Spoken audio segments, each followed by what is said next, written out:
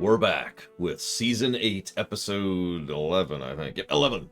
Molt Down. This is the episode in which Spike goes through puberty. Dun, dun, dun. Now, we know just how much of a track record Spike episodes have in being, garbage. I was actually curious, so before we really get into this, and while people let things happen, let's look at this here. How many Spike-centric episodes we have? So we had, let's see, just looking at a few here. Let's see. Spike at your service. Blue. What do we got here? Of course, I can't find any all of a sudden. Princess Spike. Deep blue. And for some reason, I can't seem to find any others. But I think that's a good thing. 2 blues. That's enough of a thing, right? Yeah, I think that's good. All right, so let's. Am I still not live? God dang it, Twitch. Listen, Twitch, we need to have a talk. I know you don't care about me because I'm tiny and insignificant, but I'd like to actually be live for my viewers. Anyways, alright, so. First thing we have is a Rarity crush. So let's go ahead and push up the Rarity crush, because, we can find it there. There we go. Yep, wrong thing. Then we have to add the continuity counter. Call of the Dragon Lord, Pee-wee, the cream that works but don't use the shampoo, Shadow Spade, and being held by a giant dragon. So that's 5 little references of continuity, almost all of which involve Rarity. It almost makes me curious, but we're adding every single one of those. There's a couple other larger continuity things, but those are the little cameo continuity pluses I wanted to address really quick before we move forwards. So, I love how Rarity at the beginning is getting slowly more and more worked up trying to figure out what Spike is doing. And she's like, maybe this, it's Spike! What are you doing? And what I love most about that is he shows off the, let's call it what it is, zit. She doesn't immediately judge him for it. She's just like, oh, yeah, okay, cool. You know, what you could do, you can go get a cream. Don't get the shampoo, as I mentioned earlier. We also have a yawn. There's a little bit of early foreshadowing. Pee-wee has his own nest. He looks rather grown up. He's happy to see Spike. And they could have done some cool stuff with that. It's a shame that Pee-wee is effectively just a cameo, like the continuity counters I just gave. But it is still kind of cool to see him, and to show that he's left the nest, and to show that he's growing up. I mean, it's literal foreshadowing, but it is kind of a nice little intro thing, and it does tie into the episode nicely. Then, Spike goes home, gets some rest, sleeps in late. Boy, that sounds familiar. And we have the Joker moment. Get me a mirror. Except he doesn't actually say that, but that would have been funny. Not yet, Ross. We're not at that point yet. Although I suppose we could do that now. So sure, we'll give it away now just to make sure that I don't forget it. But yes, the, oh god, I actually wrote down what she called it. I keep having to remember that Smolder's a girl. Greed-induced bigness is what they actually specifically called it. There it is. Anyways. So he wakes up, he sees himself covered in zits. We already counted this as a continuity crush. Or a continuity crush. I crush on continuity all the time, but this is a Rarity crush, which I do not, because that would be weird since I'm Rarity, and that would be horrifying. I just want to comment on the fact that I'm tired, apparently. This is a 2-minute and 20-second cold open. Now, if you don't understand the significance of that, this is a 25-minute show. Most 25-minute shows have a cold open somewhere around the 30 to 45-second range. That's pretty much average. And for good reason. There's a whole percentage logic that goes into that, and there's a whole style and art that goes into the length and duration of a cold open. But even on shows that are more of the 45-minute range, like most of the Trek stuff we've covered, most cold opens only average about a minute. A 2-minute cold open is pretty long even for a Trek episode. In fact, I think the second longest Trek cold open ever is 6 minutes, to give you a little bit of perspective. And if you wonder why I say second, it's because the longest cold open ever in Trek is like a stupid 12 minutes long, so let's not even get into that. Anyways, 2 minutes and 20 seconds. Lots of establishment. I think it works for the pacing of the episode, though. Good morning, Sean. Also, Mr. Red, the Legion is definitely in Legion. So, clear obvious puberty allegory. We've got the fact that stress can cause it, the implication that he's breaking out because he was just hanging out with Rarity. We've got the fact that he actually tries to pop one of his stone scales. The fact that you can get a cream for it. And, of course, Twilight mentioning how she's gone through something similar. But, of course, Celestia would have never gone through that. I'm sure Celestia never had a mark in her life. Just little tidbits like that. Puberty. Okay, I'm on board. If you're paying attention, this is effectively the second puberty allegory in this show. But in my opinion, it works a lot better than the cutie mark one for reasons we're going to discuss in a minute. I love the idea of regular tours of the school. Remember, this school is at least 9 months old at this point, as we've already established. And of course there would be tours of the school. Of course there would be people who would be wondering about the first ever school of friendship and how it's established by one of the princesses and how it goes against the thing. There's all kinds of tourist potential with this place. This is probably a regular tourist hotspot. In fact, to be blunt, it's probably likely that part of the way this school funds itself is off of tourism. And if you doubt that, try to remember that, historically speaking, and is true even in the modern era, tourism pays for a lot of stuff. Excuse me, I had some London stuck in my throat there. So this all makes perfect sense, and I just want to point this out because this is brilliant. This is a gag about Spike being embarrassed. The format of the gag is typical. Boy, I'm really embarrassed about X, but as long as Y doesn't happen, I'll be fine, and then Y happens. It is the classic embarrassment 1-2 punch, right? It is very formulaic humor. But notice how, despite the formula of the humor, it uses it to good effect, for 2 reasons, no less. Actually, 3, if you want to get down to it. First, obviously there's the humor. But first is the fact that this is world building for the school, and the tourism, and the fact that that functions that way. Second is for building up the lore of the dragons, as we see several of the consequences of his molting here. Fourth, because I just thought of another one, is there's a tiny bit of interesting foreshadowing with Rarity, who mentions she's having trouble hearing him, but we can assume, and probably automatically are supposed to assume, that that's just because Spike is having trouble controlling his volume, which of course leads us back to 3, which is the bridge. This is a natural bridge for Spike to get interacted with the other, I guess, teenage dragon involved. Now, this could have been Ember. You know, maybe they didn't have Ember, maybe they didn't want to get involved, but I think using Smolder here was a very good idea. Because the idea... Oh, yeah, actually, you're also right, Ross. They imply the teachers rotate because Pinky flat out says that this was my day to do a thing, and now she has the day off because Spike is doing it, and doesn't question that at all. Sorry. We're up to 5 now. But yeah, we want to flesh out Smolder more, and there's a bit... let's use Smolder instead of Ember, and Smolder's already here in the school, where the tourism's happening, where we can embarrass Spike, and by his embarrassment being revealed, Smolder then becomes aware of him and can now exposit.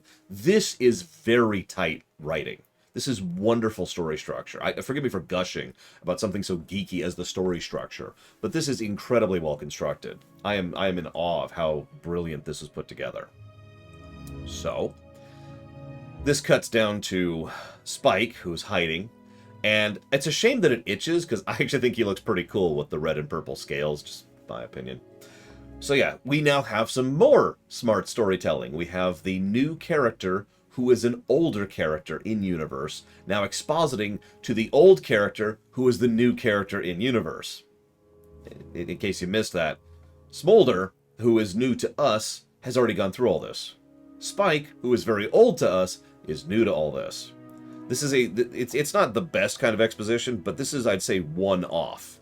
You know, one additional step off of good of great exposition. This is still good exposition, and she is able to run him through most of what happens here. As an aside, obviously Spike doesn't know any of this. Why would he? Which makes me wonder yet again, where did Celestia find that egg? Don't answer this question, but I wonder if we'll ever get an answer to that question. Well, I'm not there yet, Lord Harriman, but we'll get there. We'll get there, don't worry. It's funny, because I thought the exact opposite, but anyways. So, Spike is freaking out. I don't want to be thrown out. I don't want to go out. I'm too young to grow up. This is when we also mentioned the greed-induced bigness, which is apparently a very common thing. But this is the very important part here, and this is legitimately important. For the longest time, there has been an implication, or a suspicion at the very least, that dragons age thanks to their horde. The bigger their horde, the more they grow. Now, that's never been 100% confirmed or denied, but is also the only thing we've had for dragons growing up for the last 8 seasons. Now we see that's not growing up at all. Now there's real growing up, and the way she says it, her tone and her body language clearly make it clear, greed-induced bigness is she doesn't even say growing up. She just says it's greed-induced bigness. All that is a mutation based on our species. That has nothing to do with growing up, which is good and helps to establish what's going on here. Awesome. Then Pinkie Pie shows up and does something that is obviously intended to be a joke, and yet again is used for decent exposition. She says there's a smell like Brussels sprouts covered in cotton candy. Can you picture that right now? Because I can. And that's my point. Yeah, exactly, Lord Hermon. I actually could immediately picture that smell in my head. And I bet the writer spent some time thinking about that exact smell combination. Because by saying Brussels sprouts covered in cotton candy, we can now picture what he smells like. I bring this up because too often fiction will do something like they smell good, or they smell bad, or they smell exotic, or whatever. But they don't actually give you something to anchor your mind onto to try and simulate what something smells like. And it's not always a thing, but every now and again, the scent is important to a fictional work. Good fiction will bother to give you something that it smells like X plus Y or like this and that, and then we can have something to anchor it to go ahead and smell. And then there you go. Now we actually have an idea of what it smells like. That's awesome. Dragon Age did this a few times, for example, and a couple other things. So, as with cutie marks, this is more smart storytelling. I almost gave this a continuity counter for this, but it doesn't quite count. I agree, Sean. Yeah, of course she would find the idea of cotton candy-coated Brussels sprouts interesting. Personally, that sounds terrible, but anyways. As with cutie marks, magic is not the answer, and there's not some magical potion to get you through it, because that's not the point. Now, this is a key and a critical distinction I want to make here. Some people have a point of... How do I phrase this? Some people think that, well, it's just natural, so you just need to live with it and get through it. Allow me to personally and professionally disagree with that statement. There are plenty of things that are natural that can go to freaking hell, and we spend a lot of time and effort in order to combat natural things. But there is another concept which is often misattributed to it's natural, and that is the journey matters, not the destination. Growing up, going through puberty, a lot of that is about actually enduring that in order to try and have that period of adjustment. One of the things that's been studied before, this is of course hypothetical because we can't do this, but being able to suddenly go through puberty like that would hypothetically seriously mess with us. Our minds and our capacity to operate our body and the way that our body functions needs that time to adjust. It needs to be a gradual shift so we can adjust to how different we function after we go through that, right? The process is the important part. And this is something that they've said several times with regards to cutie marks, that you can't rush it, that it has to be something you go through and then you become, right? The goal is important. Obviously, you care about winning. You want to cross the finish line. But the race is important too. And it's the same thing here. Yeah, exactly. That's why growth sports can cause permanent damage. I actually know someone personally who had leg pain and eventually ended up getting surgery for it because of bad growth spurts while he was growing up. Anyways, so it's the same thing here. In fact, they even cover the same 2 points, Zecora and magic, in order to try and fix this, just like the Cutie Mark Crusaders did all the way back in the day. The continuity in this episode is ridiculous. So... surprisingly smart backstory stuff here. I already mentioned this. Now Rarity shows up, and there's this scene which is portrayed as if it's comedy. Spike's like, "Oh no, Rarity can't find out where I am," and just shouting at the top of his lungs. So when I was watching this, my first reaction was to roll my eyes. Okay, so now Rarity's going to see him, and it's going to be all embarrassing. No, her ears are plugged. This is what I mentioned earlier. This was foreshadowed earlier with what was going on, and apparently it's a common reaction to phoenix feathers, most likely a simple inflammation, because if your ear swells, then your hearing is going to go to hell. And since phoenix feathers are literally fire, magic feathers, there's actually a logical chain there. So it's not just something for the sake of the episode, it is a consequence that is logical in universe. And it means that this doesn't turn into a big embarrassing thing. Instead, she has no idea that he's here, and she can't hear, which, to disagree with Lord Harrowmont, made me laugh several times, but I'm only going to point out 2 of them. This leads to several other wonderful things, and 2 people in chat already mentioned the first one, so I guess we'll mention that first. I'm having trouble sewing because when I talk to myself when I sew, and if I can't hear myself, it just interrupts my... Hashtag relatable. I've said this before, I tend to talk to myself a lot when it comes to working off camera. Part of it is to keep in the habit. I talk for a living, and so working on my cadence and my tone and my tempo is something that I want to effectively continuously practice. I never want to fall out of practice with that. But the other thing is it does help me to center myself. When I'm doing writing, like real writing, I'm actually sitting down doing that, I will absolutely talk myself through it. You know, one of the things I tend to do, for example, is when I'm driving up to see my sister, which is like an hour drive every Monday. On the drive up there, I'm actually talking out, okay, so for this episode, I need Archer to be this, and Archer needs to go over with this. If this doesn't work this way, and I just talk it out. I just talk it out loud, even though that's so much slower than than how fast my brain can work. When it comes to actually sitting down and putting pen to paper, so to speak, I find it helps me to stay focused and to really help to structure things, right? So, anyways, long story short, I totally relate with Rarity in that. That's awesome. And it, of course, makes perfect sense for her, too. I love this whole sequence, by the way. Too often, fiction has this thing. Hey, here's this embarrassing situation. Oh, how embarrassing. And that's it. That's the whole scene. Wonderful Morrowind music plays in the background, and that's all there is to it. And that's intended to be the joke, isn't this embarrassing? Ha ha ha. Personally, I don't find embarrassment humor funny. Embarrassment humor is actually just a subcategory of Schadenfreude, which of course I'm pronouncing wrong and don't care. In other words, finding enjoyment out of someone else's suffering is what that boils down to, which is a fairly common approach to this sort of thing. Instead, the episode makes it very clear that despite the embarrassment, people are 100% concerned with him, aren't making fun of him, aren't like, oh my god, and yet they're not dismissing the problems either. That's important. It's more complex than good, bad. Instead, what we have is, well, this smells terrible, but I can fix that. Oh, you're shouting now. No problem. At no point does Zecora do the typical sitcom thing that I was expecting to happen at every turn, where she'd just be like, oh, just leave her. Oh, God, I can't believe I have to deal with Spike and all his nonsense. Instead, she just adjusts, because it is a problem, and continues to help him. That's awesome. And honestly, kind of wholesome, too. Now, hang on. You mentioned that, Ross. I want to kind of build up to that point, but we also noticed Rarity come by, and obviously she cares, too. Duh.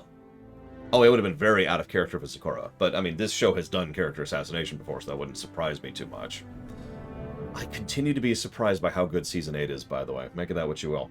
So, we have this whole sequence, everything goes, and then we see the Rock. And he does the eyebrow. People's eyebrow. No, we see the Rock. R-O-C. 2 things I love about this. First of all, I love how Smolder bothers to explain what a rock is, because let's be honest, to English speakers, especially kids who are probably watching this, they hear rock, and what are they going to think of, right? They're going to think of a rock. Now, people like us, who are experienced fiction and have seen these kind of creatures before in video games or in shows or whatever, are probably going to think of a rock, which is a giant, terrifying bird. Rocks are mean in most games and stuff they're in. In Dungeons & Dragons, you fight a rock, and that's just woof. And, lo and behold, when we see the rock, it is this giant, terrifying predator. It is a massive threat, which of course it should be. Yes, CR8, which may not sound like a big deal, but think about fighting a rock at level 3, for example, or 5, which is actually legitimate in-universe average, and you can see how mean that could be. Now, this is when I gush even more about this episode, and I'm going to go and give this away. This is the moment I think this pushes up from red into purple.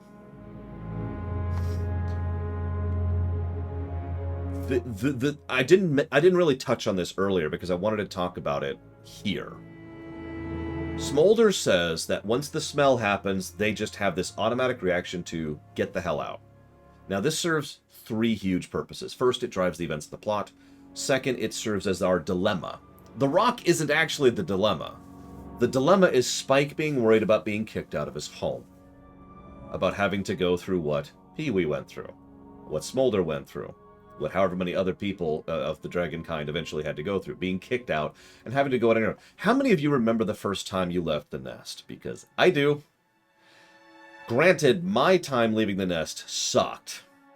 I've talked before about how I had a complete mental and emotional breakdown and played Chrono Trigger for a week solid without sleeping because I was losing it.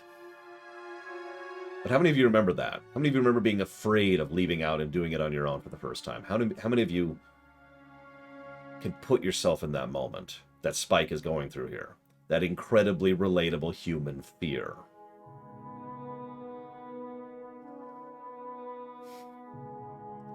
Oregon! I'm so sorry, Ross. Actually, I was thinking about living in Oregon for a while. The prices drove me away. Anyways, yeah, it's terrifying. Now, obviously not everyone's going to have the same reaction. Some people can't wait to get away from the home. Some people are fully confident in it.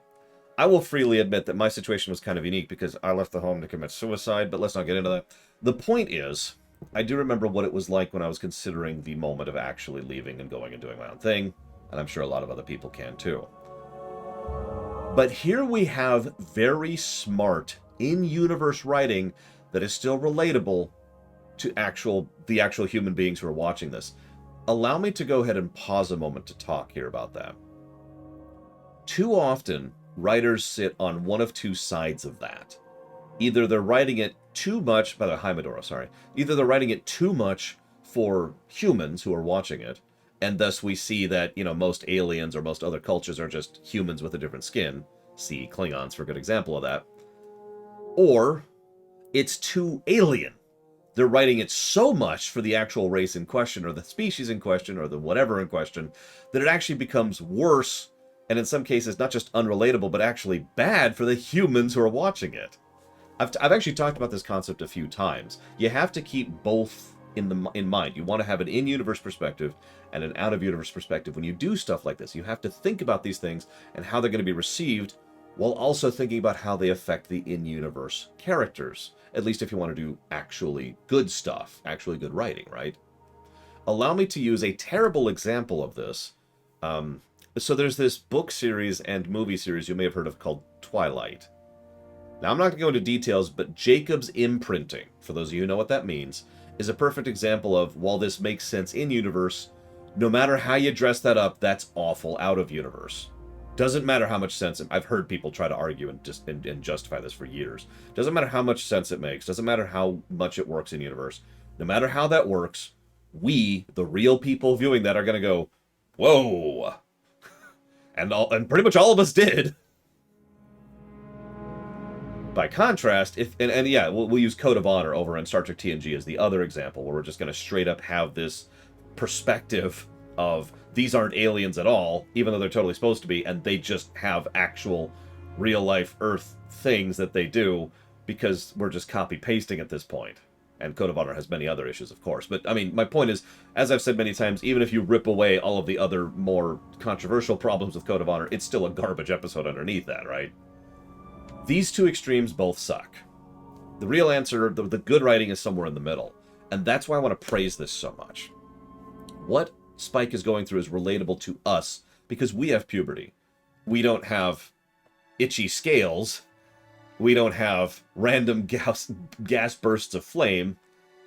But we do have sleeping in late. We do have embarrassment. We do have changes with our voice. We do have not being in full control of our body. Right?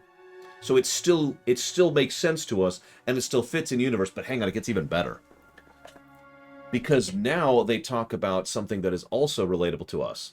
That fear of leaving the nest, and yet something that makes absolutely perfect sense in universe. Why dragons are solitary. Because we have a biological imperative which informs the culture, which is how that is supposed to work. Almost all of our real-life culture comes from environment and biology. Those two basic things.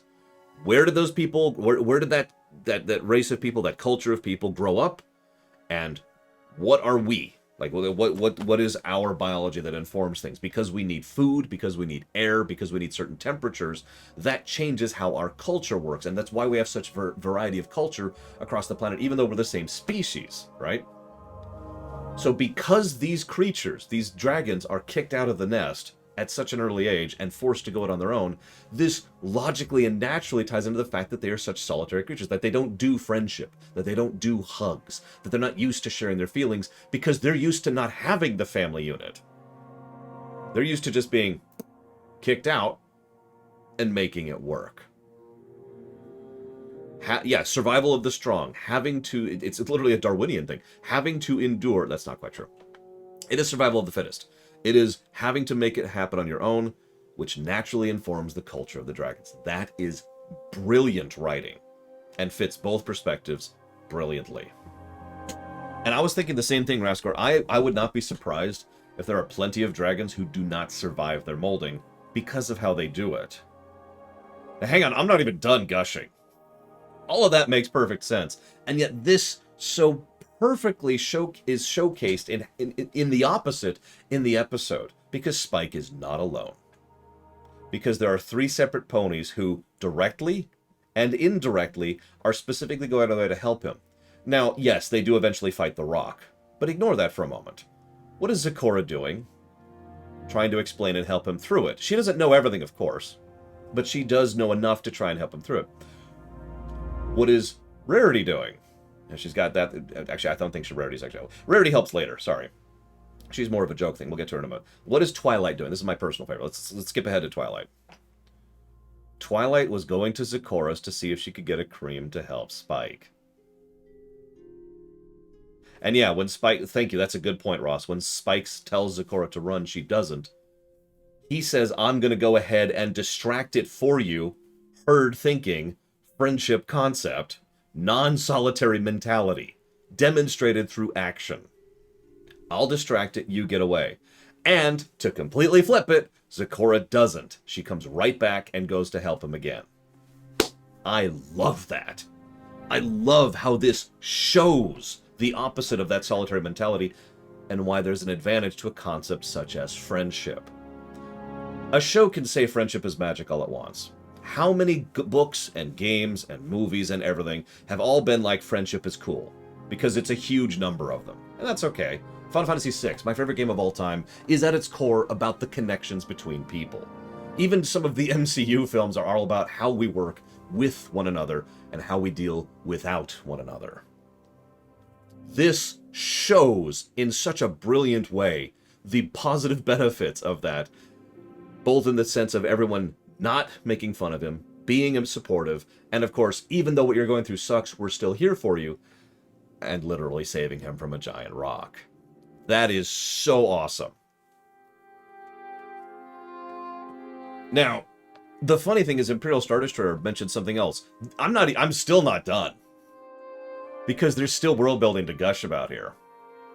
Why aren't there that many dragons? Think about it. One of the things that fiction has to do is it has to come up with a reason why things don't go their logical conclusion. Now, I'm going to use Star Trek as an example of how not to do this. There's this thing in Star Trek known as the Crystalline Entity. It is a giant, like island-sized crystalline thing that can move at warp speed and eats planets. Not the rock, but it rips all life off of a planet, okay? This thing is an eldritch abomination. No thought is put into how this thing exists within the setting. It's just there because it's cool, no thought put into it. The dragons, by contrast, actually are fairly similar to the Crystalline Entity. Not to the same severity, of course, but we have seen how large and how terrifying dragons can be. We've seen this many times, going all the way back to Season 1, or 2. I forget which, but it's been a while. It's Season 1, Fluttershy, right? So, how are the dragons not a bigger problem? How have they been managed? Because most of them die when they are molding. This also, I can just keep going down this rabbit hole. This also explains why there is a dragon lord who has the power to command all other dragons. This also explains why they have no real infrastructure or hierarchy. All they have is the Dragon Lord, and that's it. Everyone else just kind of does their own thing however they want to. Now, this also makes sense because if the dragons actually had a unified functional society, they would probably also, for lack of a better way to put it, win. We think that marauding army back in the movie was terrifying. Imagine a roaming, marauding army of dragons. But they don't do that. Why? Because they're solitary creatures.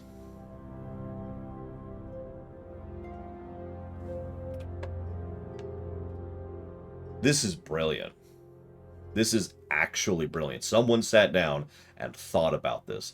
The writer for this episode, by the way, is Josh Haber, which is a name you probably recognize if you've been following me this far. Josh Haber has written almost a dozen red episodes. 4 purple episodes. Sorry, I can't count. Yeah, exactly, Sean.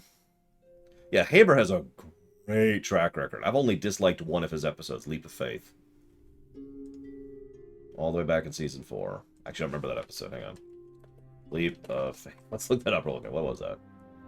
Oh, right. That was the stupid episode where Applejack lied a bunch.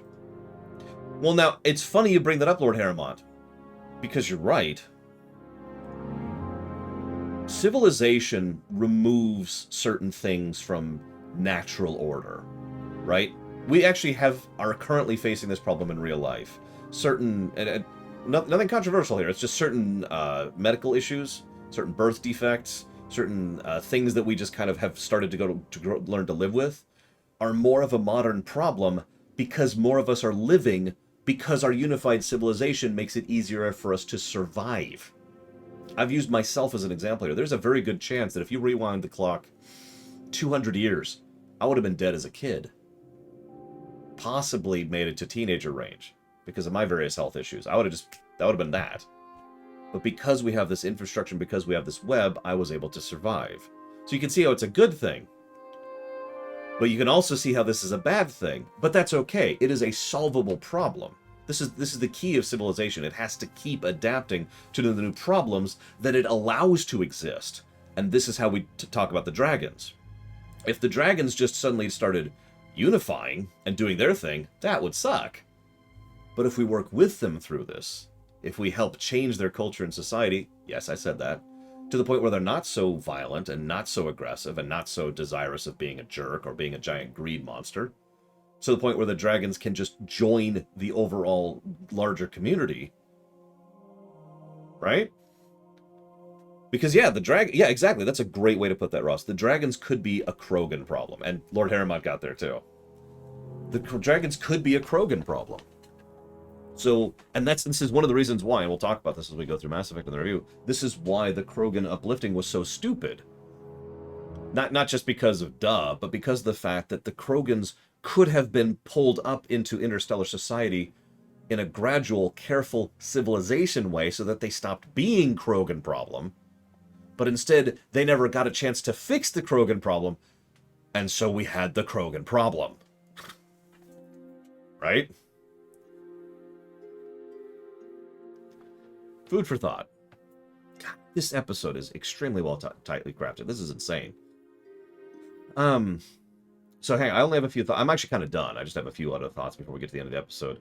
I will admit that there's this bit where Zikora's like, I can't believe we're in the same claw. And she's rhyming, of course. I forgot to write down the rhyme. And then Rarity looks at her. What? And that actually got a laugh out of me. I'll give it that. And then, hang on. Then we have, I hope so, Lord Harrimont. I really do. Because as you pointed out, and as I just exposited upon, there needs to be a follow-through on this idea. Okay, we've introduced friendship to the dragons. Great! What's the consequence of that? Because there has to be a consequence. Now, the good news is we're in good with the current Dragon Lord, Ember. We already have some representation, Smolder.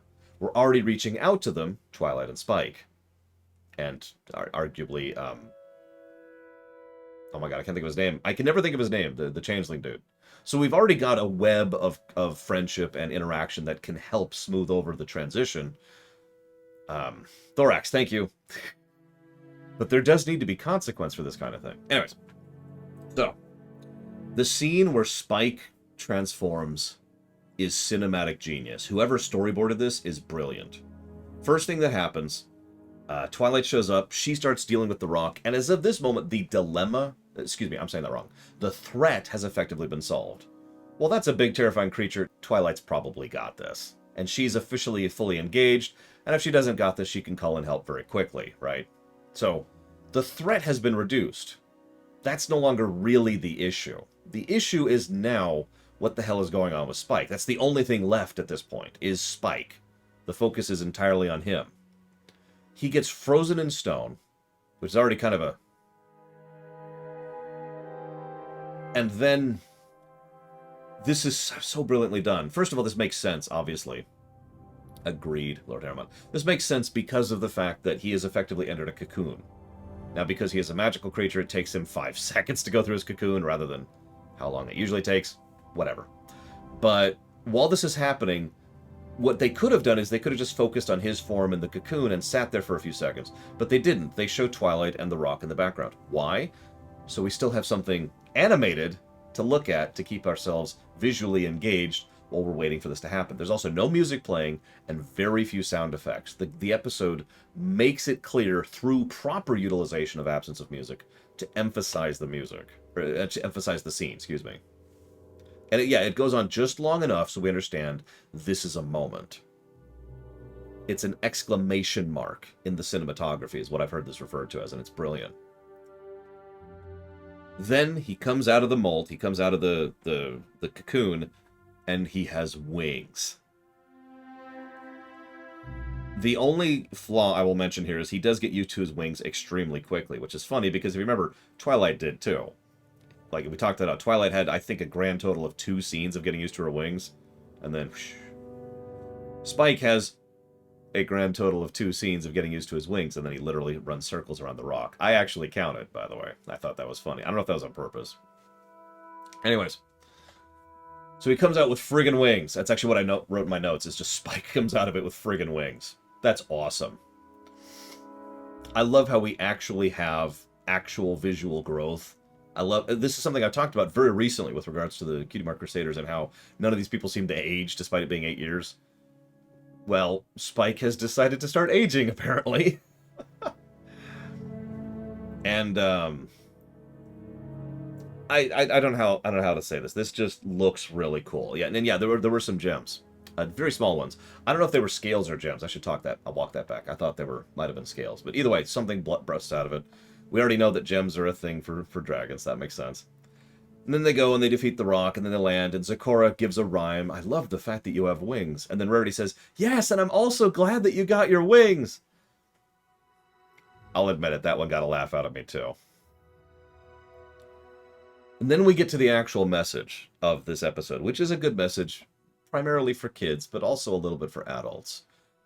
I'm growing up. What if something even worse happens? This is something MLP has touched on before, the relationship between parent and child. In Season 8, actually. Something that needs to change, but is something that both sides kind of need to work on, for lack of a better way to put it. Growing up isn't the end.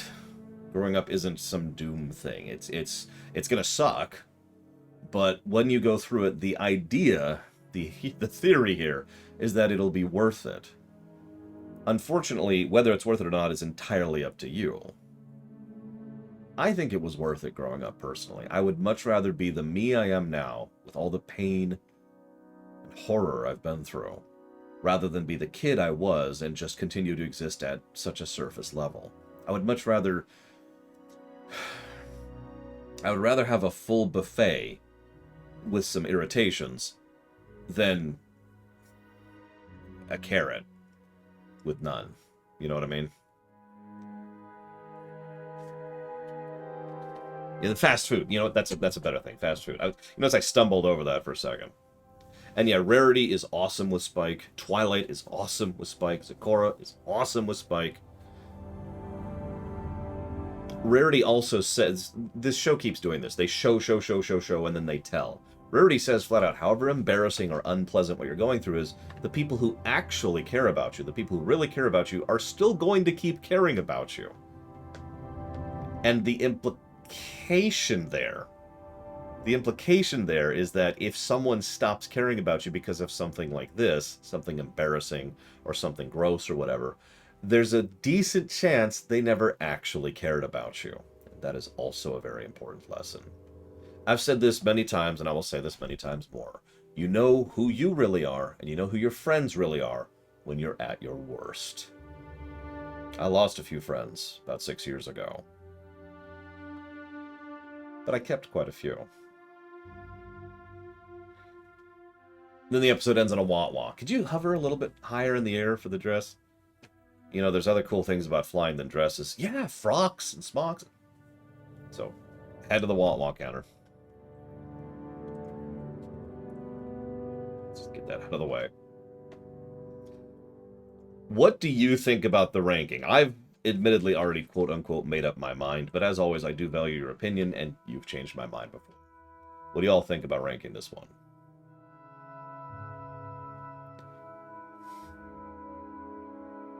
I know, Ross. I mean, in fairness, there are some very good episodes in late Trek as well, or late Stargate, to use another example. But let's be honest, something being this really good, this late into a show, is the exception, not the rule. Yeah, I know, right, Imperial Star? We had that Ponyville damage thing, and it hasn't gone up since, like, Season 3, I think, at this point.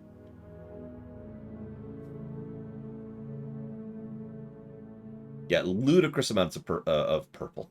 There's purple everywhere. Ludicrous amounts of continuity, wonderful character moments, excellent cinematography, extremely smart scripting, extremely smart storytelling, wonderful, wonderful world building. I knew it, Darth Medoro. And it has, for me personally, that extra oomph. That extra little bit of wholesomeness and world building. I don't know what else to call it. The intelligence that was put in, the thought and care that was put into making so much of this make sense for the scene, for the episode, for the show. That is harder to do than it sounds. I do apologize, but no, I don't think anybody's convinced me down. I'm going to go ahead and give this sucker a purple. This was an incredible episode. This is actually kind of in the running for one of my favorites. Like, that's one of the things I hope to do sometime. Once we're done, I plan to pull out the blues and pull out the purples and just kind of talk it out with y'all, see what we think of them. And yeah, it's funny because I prefaced this whole thing with Spike episodes kind of suck, right?